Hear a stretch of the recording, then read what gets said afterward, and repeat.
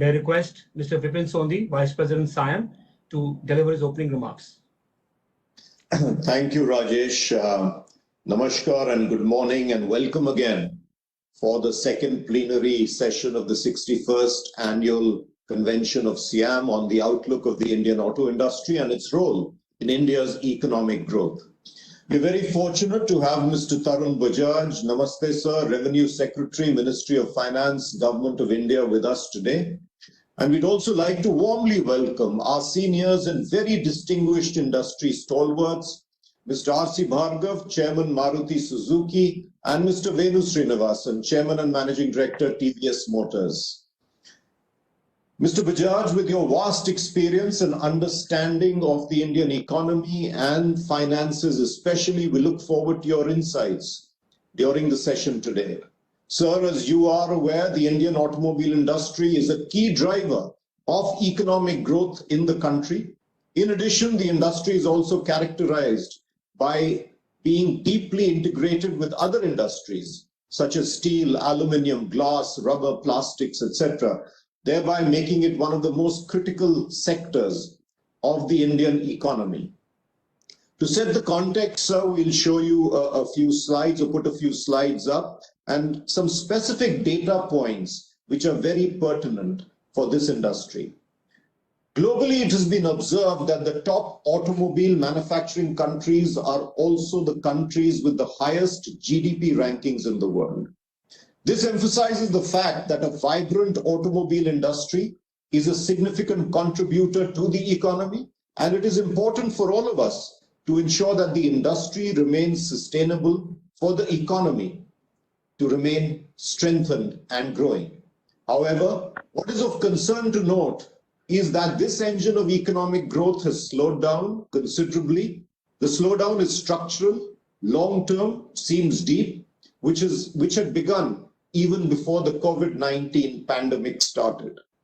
The COVID-19 pandemic, of course, worsened the situation. So just to set the context, and the next few slides show a lot of red marks, that's only to see where we are and then what we need to do to move forward. The sales of passenger vehicles in 2021 is the lowest in 6 years, two-wheelers 7 years, and for commercial vehicles lowest in 11 years, and three-wheelers lowest in 19 years. The performance of the medium and heavy commercial vehicle segment within the commercial vehicles actually reflects the performance of the overall economy. And total sales of MHCV was around 160,000 in 2021, about 28% lower than the previous year. But if you look at the passenger carriers, which is primarily buses, the drop has been much more severe, almost 80%, while trucks about 17% degrowth. Now, after each of the two waves of the pandemic, the commercial vehicle segment could not recover.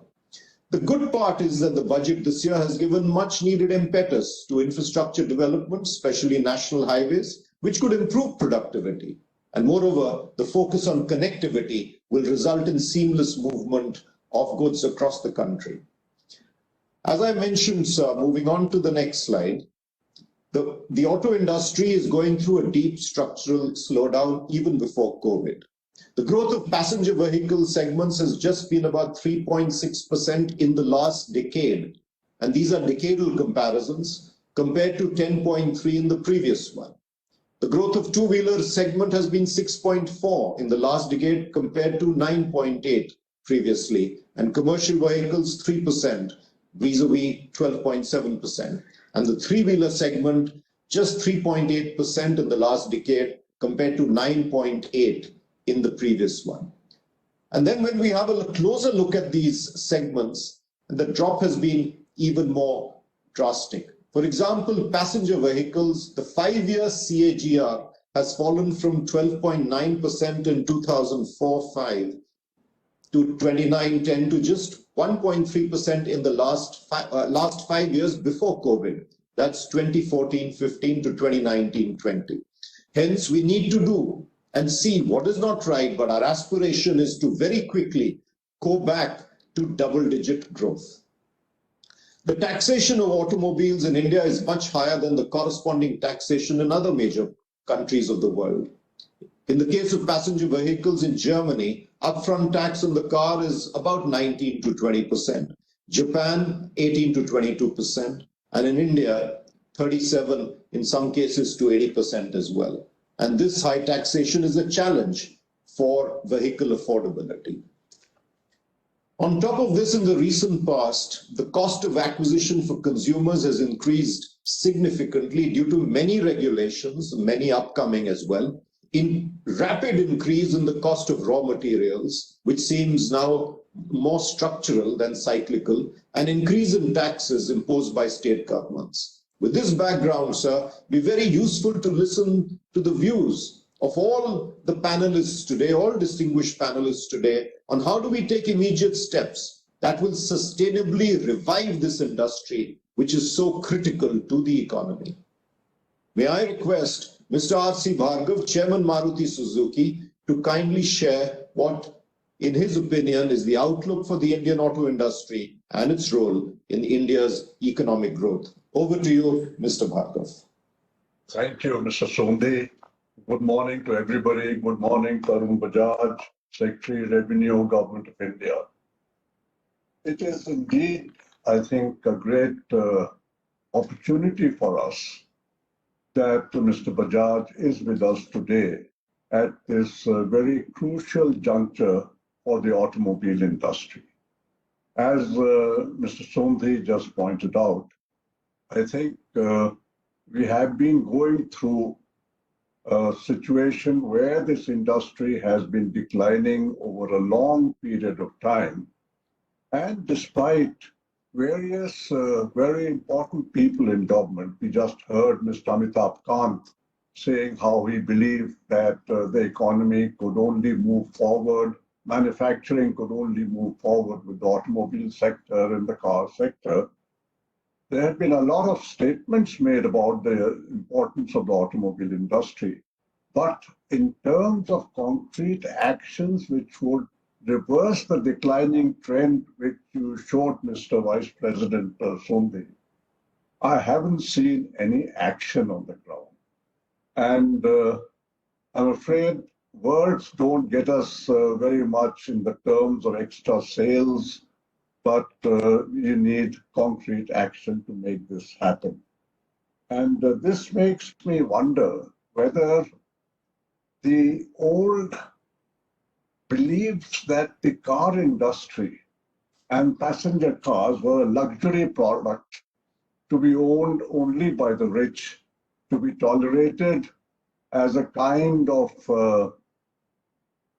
thing which has to exist because you have to have cars, but is not an important part of the thing, whether even after the delicensing of the car industry and the abolition of licensing and controls and the change of the economic approach from 1991 onwards, whether mindsets about the car industry have really changed in this country. Because if the mindsets had changed, I think people, planners, economists, thinkers, writers, journalists, everybody should have been worried long ago about what was happening to the growth of the automobile industry, not only the car industry, the two-wheeler industry, the three-wheeler industry, the commercial vehicle industry, and particularly the MCV sector of the commercial vehicle industry, where the fall has been very drastic. But these figures are there for everybody to see. But I'm sorry to say that there's been very little in the form of any steps taken which would reverse this trend. And that is what worries me. I must also mention that the car industry in India actually became a modern industry and started growing. And this happened after Maruti came into existence. But this was not a planned move.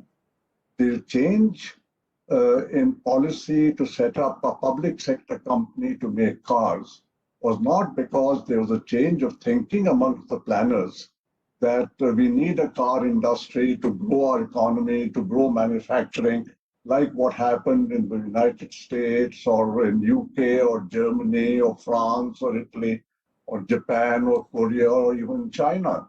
That kind of thing did not happen. It happened for reasons which we are aware of. And Maruti came into existence. I don't think anybody ever expected that Maruti would grow the way it has grown, that the car industry in India would grow to the extent where we have become number 4 in the world, or that there would be a global presence of most car manufacturers in the Indian scene. But that has happened, and it is largely because the people in this country have a great aspiration to own cars. It is not because there was any deliberate policy which led this to happen. And which again, I think supports my view that the change in the mindset of planners about the importance of the car industry and generally of the automobile industry remains confined to words, doesn't get translated into action. The situation today is that if we take into account what has happened in this last 18 months of the COVID, the industry actually is on a decline if you look at the last 5 years. And how to reverse this? You have mentioned, Mr. Sondhi, about various factors which have made this happen. And I totally support the thing that Indian customers should get modern vehicles, should get safe vehicles, should get clean vehicles. But to get those clean vehicles, if we follow all the European standards with the costs which are involved in those standards, how do we make these vehicles affordable to the much, much lower level of income levels which exist in India? Mr. Amitabh Kant rightly emphasized the importance of moving to electrification. I totally agree that we have to move to electrification, there's no question. But along with the decision to move to electrification, again, the whole question of affordability of these EVs, and I'm talking of four-wheelers at the moment, comes into question because if the auto industry is to drive the economy and the manufacturing sector, if the penetration of cars in India has to move from its 25 or 30, whatever the figure is today per thousand, to even 200 per thousand, it requires millions of cars to be made every year. And there have to be, therefore, millions of people in India who will buy a car every year. Are we sure that we have enough customers in India who have the means to buy these millions of cars every year? Is income going up that fast? Are jobs going up that fast? And I think those aspects are often ignored when we make our plans of what we are going to do and what we are going to happen. We tend to forget customers. We have always forgotten customers in the centralized planning system because the customer didn't matter. And again, like the importance of cars, I think that factor has remained unchanged. And we still don't think of the customers when we plan that will the customers be able to afford this matter, this product or not.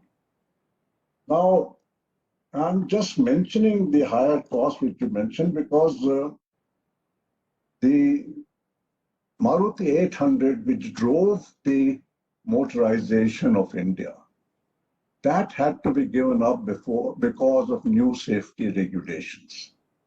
And the result of moving it out was that the replacement car which came in cost an extra around 45,000 rupees. Now, 45,000 rupees to many of us may not mean much. 45,000 rupees to a guy who's buying a car costing 2 lakhs and barely scraping together money to buy a car, to him 45,000 rupees is a lot of money. And we've seen that small increases like what happened 2 years ago, when small increases in price led to a fall in the growth of the car market. The new regulations for BS6 have added 22,000 rupees to a car. Again, for a small car with 22,000 rupees and the taxes that happen, it has made the cars unaffordable. Even before the COVID, in 1920, the market declined car market declined in India by 18%.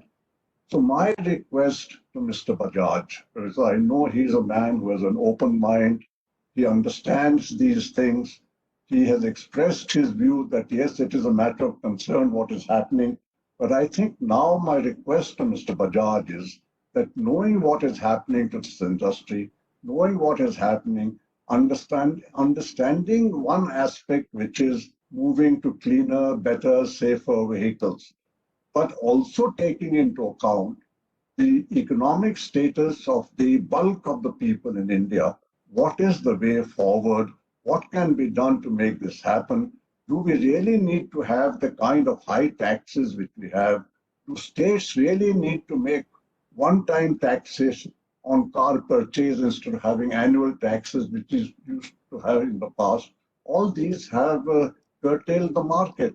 So these are my views, Mr. Sondhi, that I don't think this car industry is going to revive either with ICs or with the CNGs and biofuels and such things, or in EVs, unless we tackle the question of affordability of cars for the customers. Thank you very much.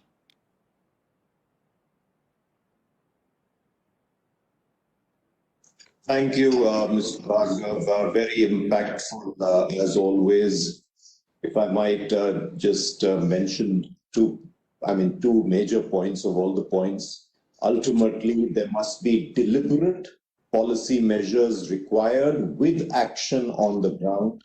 And the second is, how do we make sure that our vehicles, specifically cars, are affordable for our people who are our customers, mostly first-time customers who have an ambition or an aspiration to buy a car. We understand that safety, cleaner cars are required, but it's imperative that we factor in the affordability to the consumer. Thank you very much, Mr. Bhargav, as always, forthright and emphatic.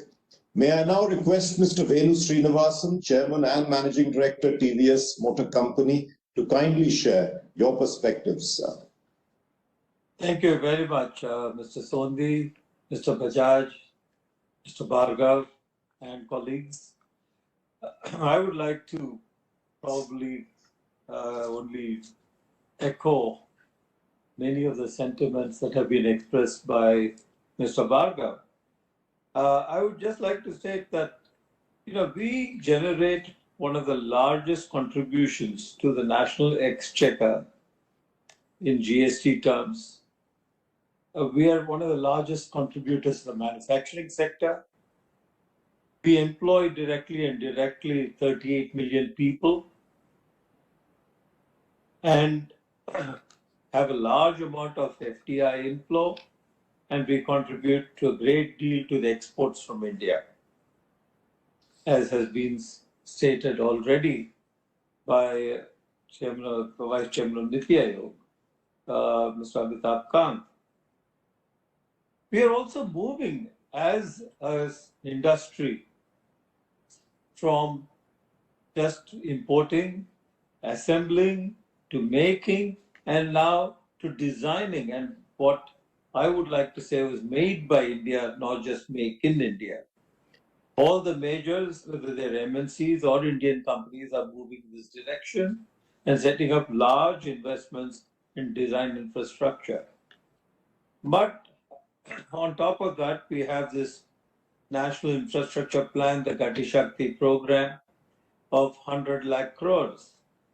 But at the same time, I would like to say, are we being recognized? Is the automotive industry being recognized for what it has contributed to employment, to revenues, and to earning foreign exchange? And I think that is the question that Mr. Bhargav raised. And if I want to add to his moan and groan, I would like to say from the two-wheeler industry, the moped price has gone up by 45–50%. Because in the case of two-wheelers, we're really an engine on wheels. So when you add to that the PS4 and 6, which I welcome, but on top of that, the GST is at 28%. It's at luxury level product on the basic mode of transportation for the country. And then you add ABS, then you add a Supreme Court ruling which says you must buy 3 years of insurance at one go, plus a one-time tax. And clearly, a 40 to 50% increase over 3 or 4 years to the price of a vehicle would create much more than sticker shock. It's actually horror. And I think this has been recognized by Mr. Bajaj, and I also have been recognized by the finance minister. Yes, there is a problem, but I do understand the problems of the government because they have a budget to balance. The basic GST structure is not revenue neutral as it was. So I don't know the solution, but I think we have given away too many low tax structures for other products, which has made one of the major engines of the growth globally to stall. But I would like to add to what Mr. Khan said. We are facing a crisis of existence as a current nation, as a world, as a society. Humanity itself is in a crisis. We have never seen temperatures like this where Seattle was 48 degrees or 44 degrees, what doesn't matter. Southern Italy is going through 48 degrees. We have seen the hottest summers ever. We have seen more melting of our glaciers, of our Antarctic ice packs, the Arctic ice packs. And at the same time, we are seeing huge amounts of drought. Forest fires have been the greatest we have ever seen in the world across Europe and North America. We have seen floods from Asia to Europe in ways that and to eastern seaboard of America. The storms are more fierce. We even were hit by a cyclone in the west coast of India, which is quite unknown. Amphan, which hit India, Bangladesh, was the highest loss-creating storm, $14 billion inflicted on poor countries like Bangladesh and India. So all this, I think we can go on and on. But the point is, we have lost approximately 200 gigatons per year of Antarctic ice. This is going to raise the sea levels. It's going to create huge change in climate, food availability. Therefore, we have to do more, and we have to be at the cutting edge of zero emission. And therefore, for me, the biggest importance is just not electrification, but to go to the circular economy. We have no choice but to reduce, reuse, and recycle. I would urge the government to come forward with positive, on top of the PLI they've done for recycling. I think we have to, if you're going to give fame and fame to, all of which we welcome, but I think the similar kind of support needs to be given not only to recycling the conventional vehicles that are being made today, but when you go on to lithium batteries and infrastructure and the motors, recycling will become that much more important. And there is no point in just promoting the EVs because lithium itself is a scarce resource, and lithium also causes greater pollution, both when it is mined and when it is disposed. So we have to look at the life cycle carbon footprint of a product. And for that, I think we have to look at also the power that we generate, not just the installed capacity, but what is the actual amount of power generated by renewable sources. That has to reach 60 or 70%. And if you look at the amount of extra power that is going to be required in the next 20 years, the automotive industry, India is expected to require 100 terawatt hours and for EV needs. So how are we going to get that out in a way that is environmentally sustainable? Just putting electric vehicles, while it sounds very good and I welcome it, but I think if you do not go back to how we produce and distribute such power, it will not necessarily result in a green economy nor on a low carbon footprint or a sustainable economy. But I do welcome that we're going in the right direction. But I think Mr. Bhargav has also raised some flags about doing it cautiously, doing it in an optimal manner, and where the consumers can afford to absorb this change. Thank you very much once again for giving me this opportunity. Thank you very much, Mr. Srinivasan, as insightful and as ever. If I might just mention a few points that you'd raised. One is that climate change is a big concern and the automobile industry has to do its bit.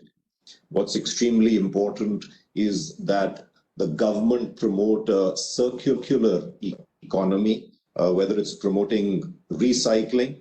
But the important thing is that the life cycle of the carbon footprint of the product be considered. So is EV a good way? Perhaps yes, but is it the complete answer, considering that it does use pollutants, is something that we need to consider.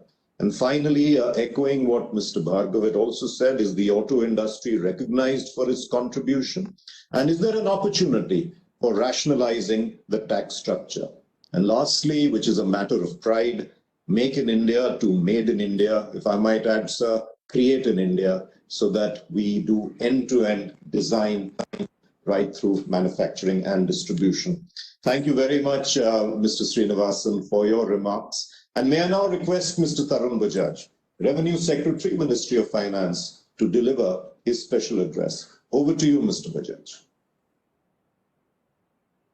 A very good morning to you, Mr. Sondhi, Mr. Bhargav, Mr. Srinivasan, Rajesh, and all the others who may have logged into this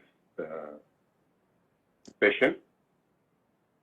First of all, let me say I was a little surprised to have been invited for this conference, and I was actually explaining to Rajesh, and then some other person also got in touch with me that I am now not the Economic Affairs Secretary, but the Revenue Secretary. And Revenue Secretary is generally not invited because, as Mr. Bhargav has made it very clear, he is the villain boy in a sense.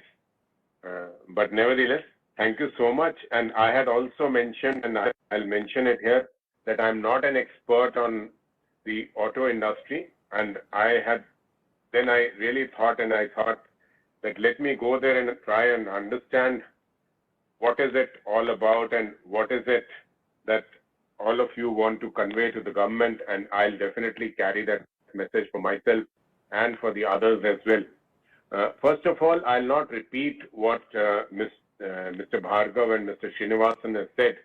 I'll just echo this fact, and I think I haven't heard Mr. Amitabh Kant, his session was just before this. I'm sure he must have mentioned it, that yes, it is definitely recognized by the government. I think you should not have any doubt that we don't recognize whenever we engage with another country in our free trade agreements. Autos become a very important part, and we are always there to ensure that our auto industry thrives.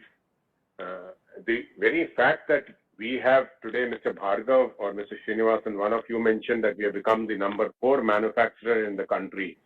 This reminds me of an anecdote which I should tell Mr. Bhargav. I can't get even with him, but let me tell him. Way back, I have known him since 94, 95 or something like that. I was maybe 92 to 94, something like that.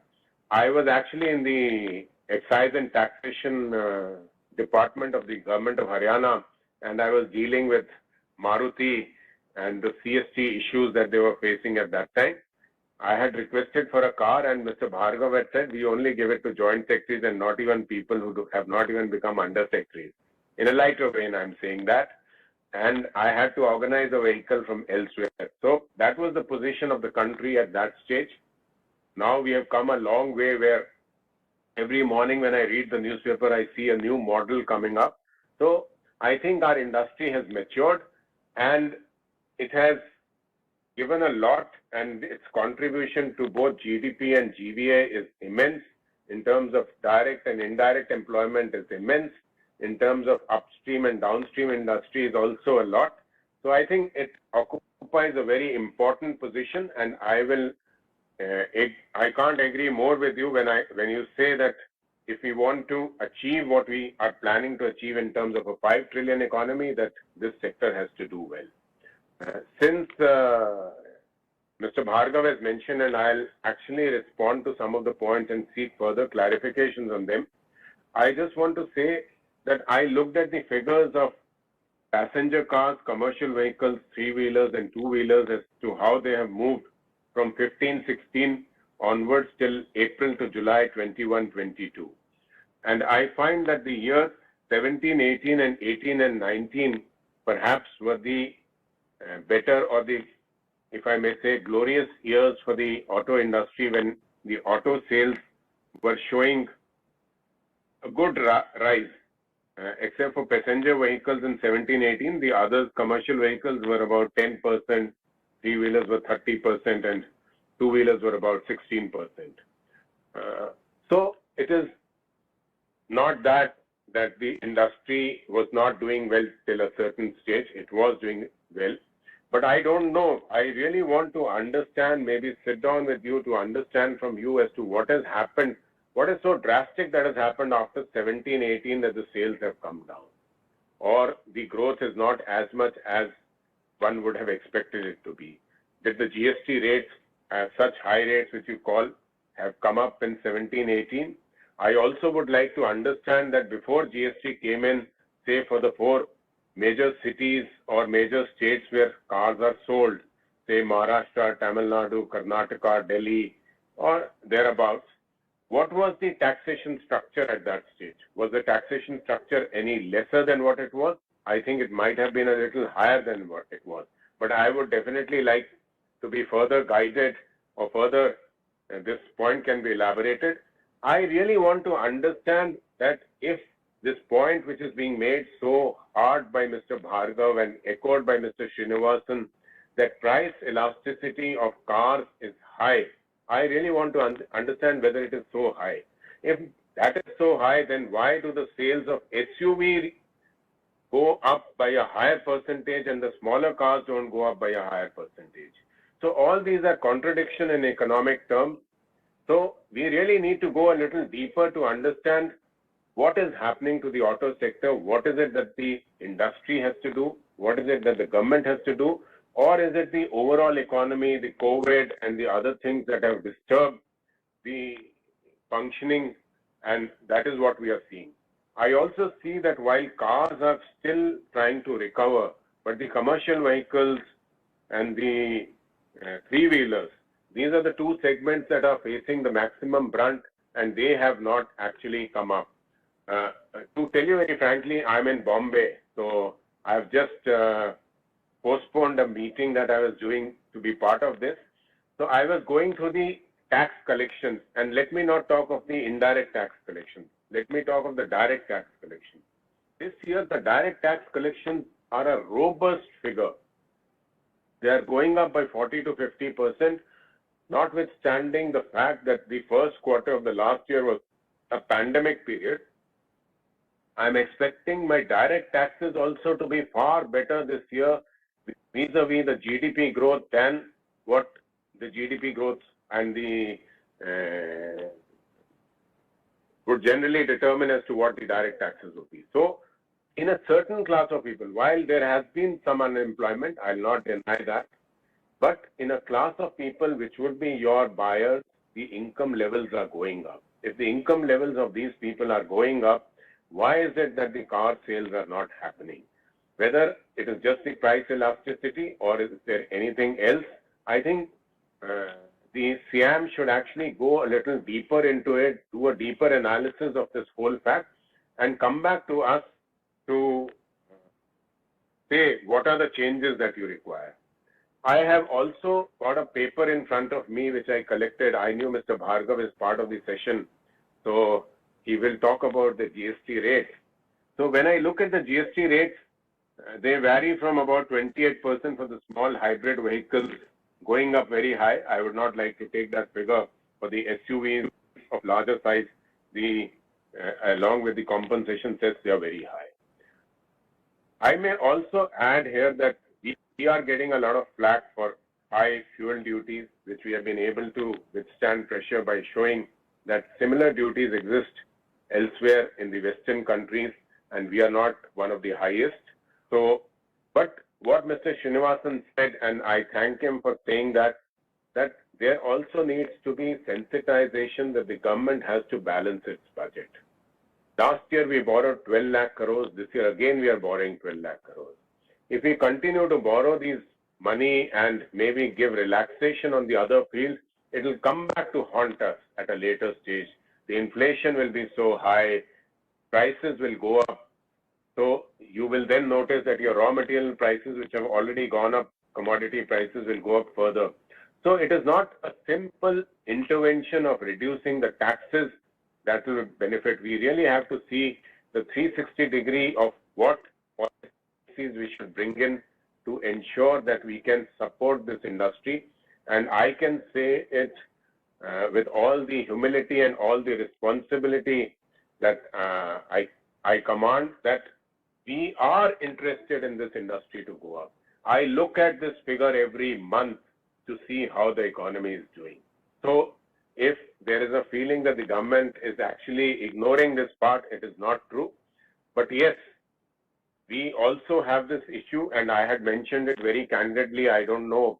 I immediately got a phone call from one or two people saying that you were very candid in the SIAM meeting or some meeting where I had said that I don't anticipate the rates to go down at this stage. I don't see any such thing, but I'll be very happy to engage with you to see what we can do, even on tax rate. What is the tinkering that we can do to see to it that certain segments get the encouragement that they deserve?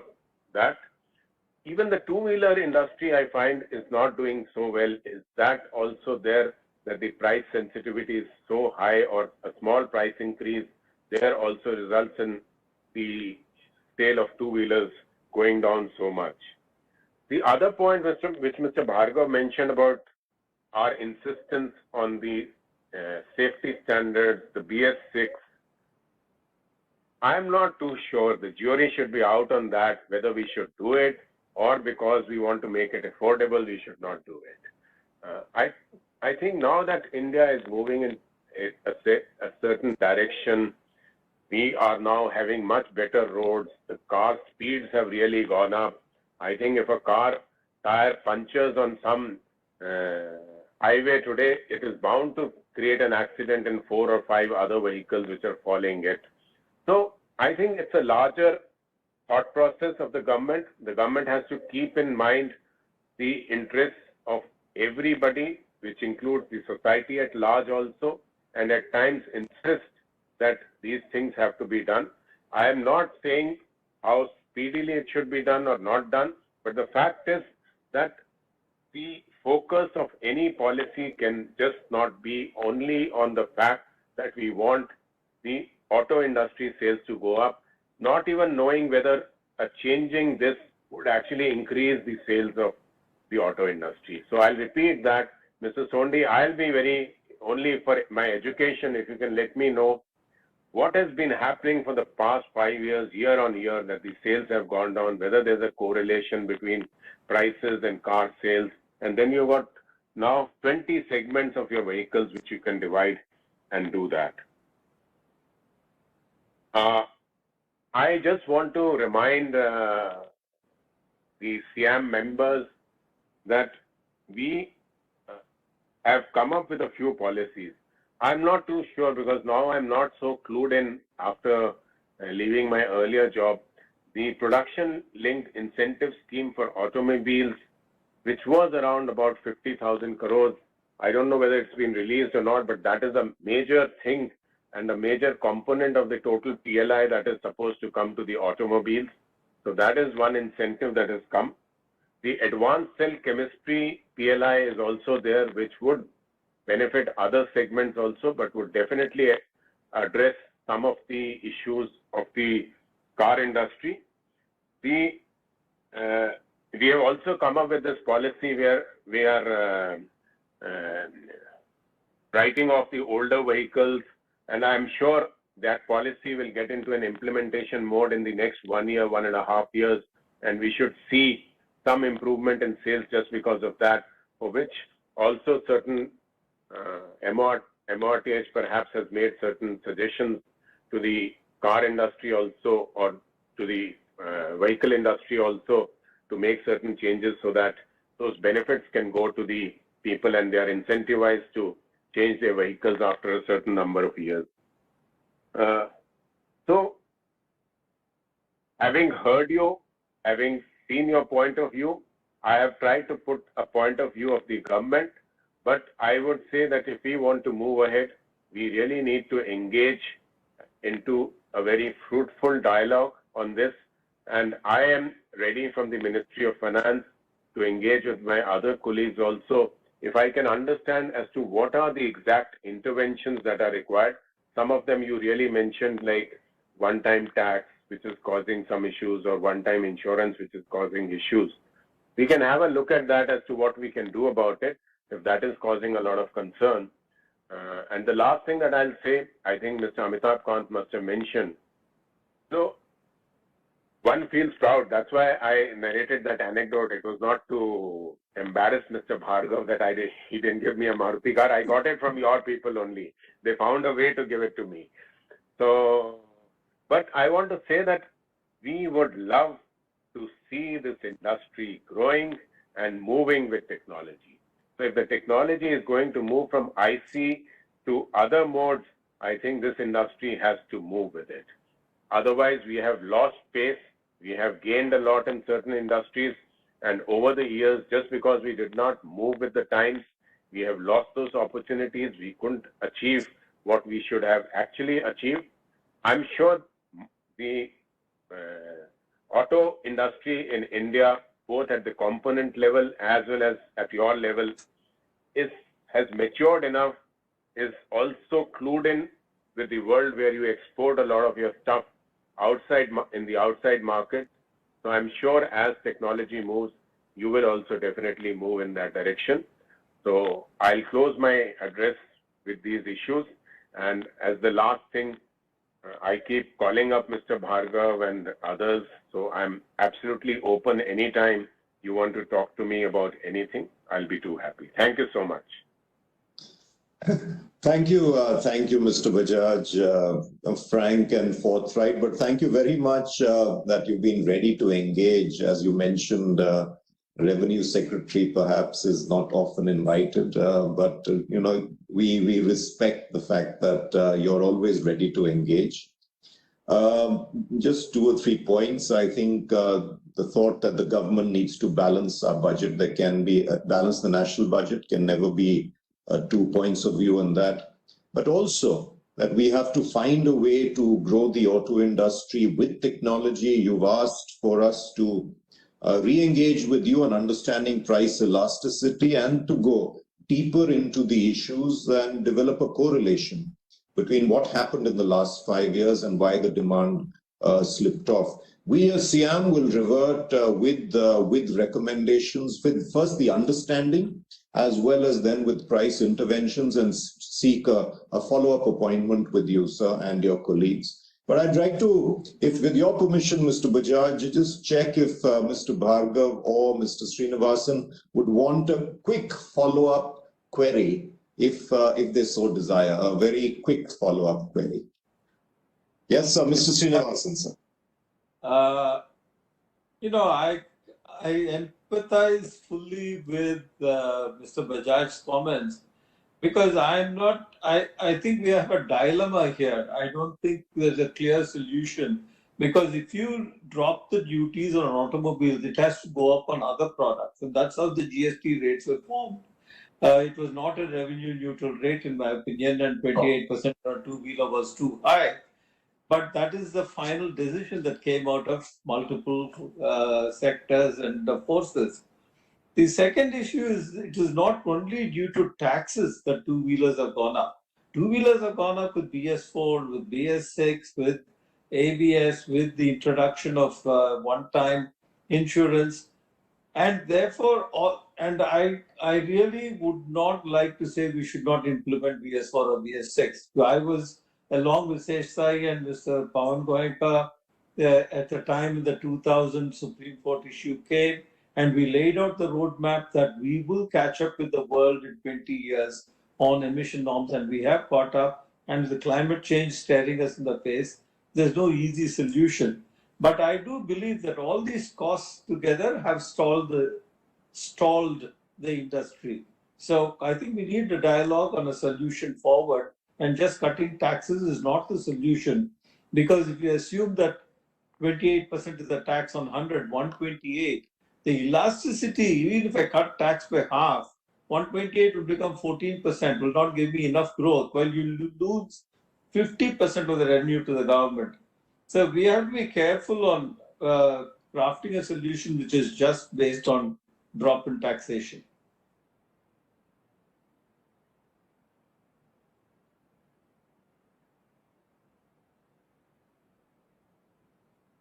Mr. Sondhi, you're on mute. Sorry, Mr. Bhargav, would you like to add to that? Yes, please. Thank you. Tarun, I'll just clarify that when the allotment of cars came up, we were bound by a Supreme Court order which laid down exactly who should get a car. Anyway, the GST rates which today exist are not different from the excise duties which were earlier. That is absolutely correct. What we are now saying is that having adopted all the European standards of safety and emission, which we have done after 2010 largely, and in the last 2 years primarily, when we've gone to BS6 from BS4, the costs of the car have gone up substantially. And the rates of GST in India today are more than double the rates of GST or the equivalent in the EU or Japan or the US. And given the lower income levels in India, the question of affordability comes in when you expect people to buy cars which, in terms of all the features now, are similar to the European cars, but where the tax level becomes much higher in terms of GST. But GST is not the only thing. Unfortunately, the states have made a one-time road tax, and that is 8 to 10% of the car to be paid at the time of purchase. That adds substantially, and that is why the 28% GST on the car goes up to about 37% actually when the customer buys the car. And that is what is driving the sales to come down. It's true, there have been years which have been good, but my submission is, please look at the trend of the car sales over the last 10 years, which is what Mr. Sondhi showed. The overall trend of 10 years is a steadily declining trend. There are, of course, ups and downs, but overall the trend line is coming down sharply through all these years. Yes, people have moved away to SUVs. That category of people is the well-off person to whom a few thousand rupees don't matter.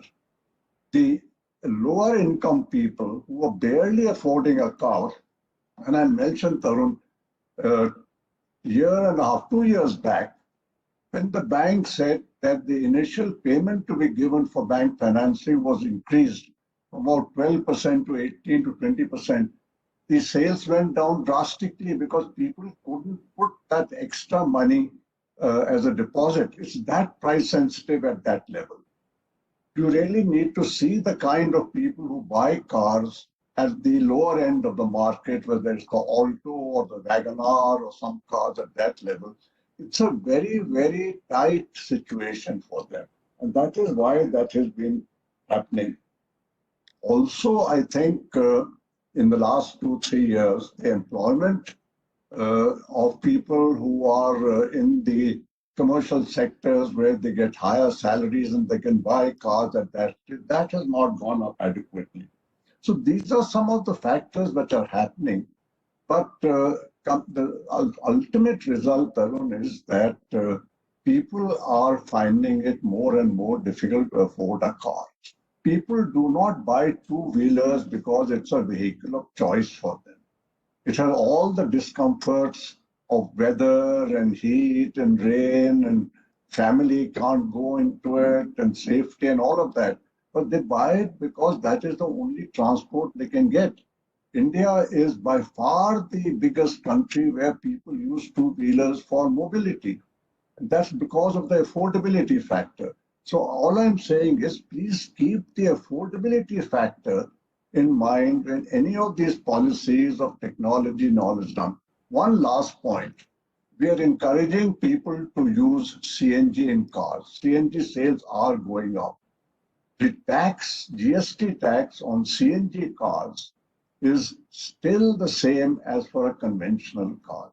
I think that's a little bit of an anomaly, that if you are promoting a clean fuel, why not give it a concession like you give it for EVs? Some concession at least on GST on CNG cars. Thank you. Thank you, Mr. Bhargav. Mr. Bajaj, a quick response if you'd like. Mr. Bhargav, I never had the intention of complaining to SIAM that you didn't. So I was saying it in a tongue-in-cheek manner, and also complimenting that was the position in 90s, mid-90s, and where have we come from there. So auto industry has grown. Now I can go to any showroom and buy any car. Maybe some of your latest models have a waiting period of 6 months. I would suggest, Mr. Sondhi, you do a deeper analysis and you come back to us. I'll not try to respond to what Mr. Bhargav just said, but you come back to us and I'm absolutely open to looking at it and also engaging with other departments who can engage with states if something needs to be done there. Thank you. Thank you very much for that opportunity, Mr. Bajaj. We did have, I think, very absorbing and forthright discussions in this session. I want to thank all the distinguished speakers for your insights and how each one of us perceives the automobile's role, but very importantly, how do we go forward from here? With this, we conclude the second plenary session of the 61st SIAM Annual Convention. We will reassemble for the third special plenary on crystal ball gazing, future of mobility in India at 12:20 hours. With that, thank you very much again, Mr. Bajaj, Mr. Bhargav, Mr. Srinivasan, and all the delegates who have heard this session. Thank you very much. We'll be back to you, Mr. Bajaj, in a few days. Thank you. Thank you.